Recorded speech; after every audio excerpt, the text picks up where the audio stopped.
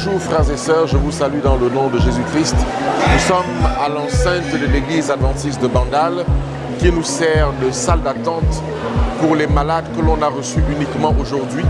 Parce que d'autres malades qu'on a reçus hier, qu'on n'a pas pu soigner, sont déjà à l'extérieur dans les cabines pour leur traitement. Nous sommes le mardi 8 mai 2018 et nous avons commencé, comme tous les jours, par la campagne sanitaire. Ils viennent de partout, des autres églises, la communauté de Bandal, du marché. Ils sont prêts, ils sont éloignés. Des gens qui ont besoin de soins gratuitement et de médicaments gratuitement.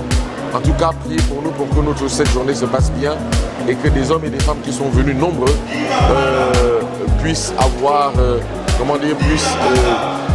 qu'on puisse les soigner. Nous allons visiter également le reste du camp pour voir comment ça se passe, pour que vous sachiez exactement où nous en sommes. Je n'ai pas encore pris le nombre de personnes qu'on a soignées hier, mais je vais me renseigner dans un instant et je vous le dirai pour savoir combien de personnes ont été reçues et soignées hier 7 mai 2018. Nous sommes ici à la cour de l'église de Bandal et vous voyez que les gens qui ont reçu les premiers jetons hier qu'on n'a pas pu traiter sont déjà en train d'être traités dans les cabines, dans les camions de cliniques mobiles. Ils sont de plus en plus nombreux et comme je vous l'ai dit tantôt, on espère vraiment tous les soigner. En ophtalmologie, on peut prendre jusqu'à 60 personnes. On verra ce que le médecin ophtalmologue peut faire aujourd'hui.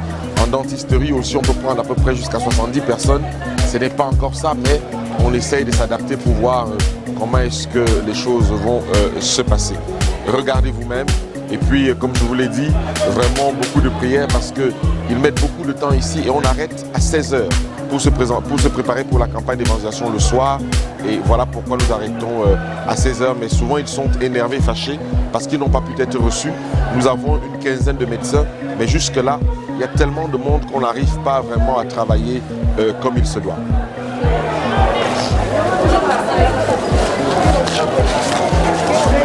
Voilà, je suis avec mon frère combattant dans la foi, Frédéric Michel, qui est venu pour la campagne d'évangélisation avec moi. Et nous sommes là à l'enceinte de l'église des Ambas et il est en train d'étudier sa parole parce qu'il ne sait pas faire grand-chose dans la santé. Alors Frédéric, comment ça se passe pour toi?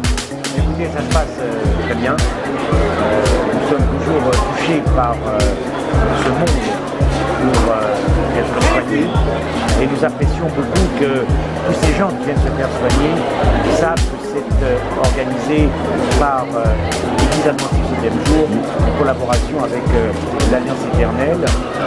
Mais ils savent au moins que lorsque nous prêchons l'Évangile, nous n'oublions pas la santé est indissociable. Parce que sans la santé du corps, la santé de l'âme est compromise.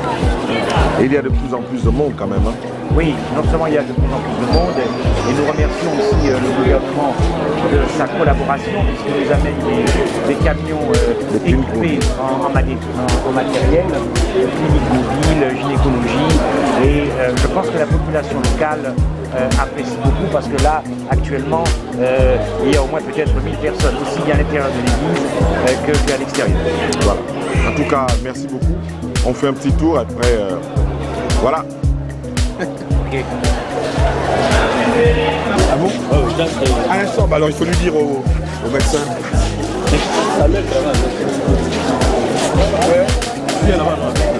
Tu peux m'apporter quelques minutes ou pas? Juste une seconde. Oui. Voilà. Docteur Nanette, bonjour. Bonjour. Il y a à peu près 1000 personnes à l'intérieur et à l'extérieur de l'église pour cette journée du 8 mai 2018. Comment pensez-vous vous en sortir avec toutes ces personnes? Ben justement, on est en train de réorganiser les admissions de façon à ce que ce soit plus fluide, en sachant qu'effectivement jusqu'à 16 h ça va être non-stop. Et donc il faut impérativement qu'on arrive à contrôler les flux et très tôt à pouvoir dire aux gens que ce sera demain, mais pas aujourd'hui, pour qu'ils n'attendent pas toute la journée au soleil.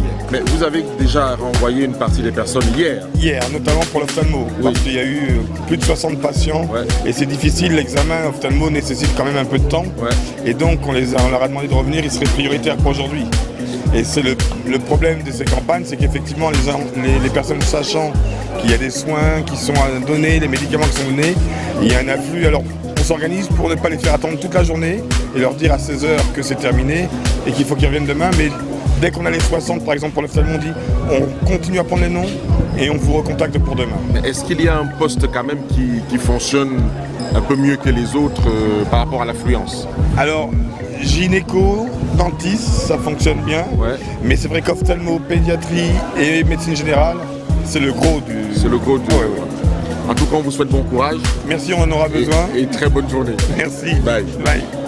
Frères et sœurs, vous avez vu, vous avez entendu. Nous attendons que vous continuiez à nous encourager. Merci beaucoup pour votre attention, pour votre patience et pour toute la joie que vous avez donnée en envoyant des moyens nécessaires pour que nous puissions soigner toutes ces personnes. Vous avez vu que nous avons ramené les médicaments que vous nous avez donnés, nous avons ramené tout le matériel et le gouvernement nous soutient et nous voulons dire merci à Dieu pour cela. À demain, si Dieu veut, pour le prochain rendez-vous d'information sur la campagne 2018 au Congo. Bye.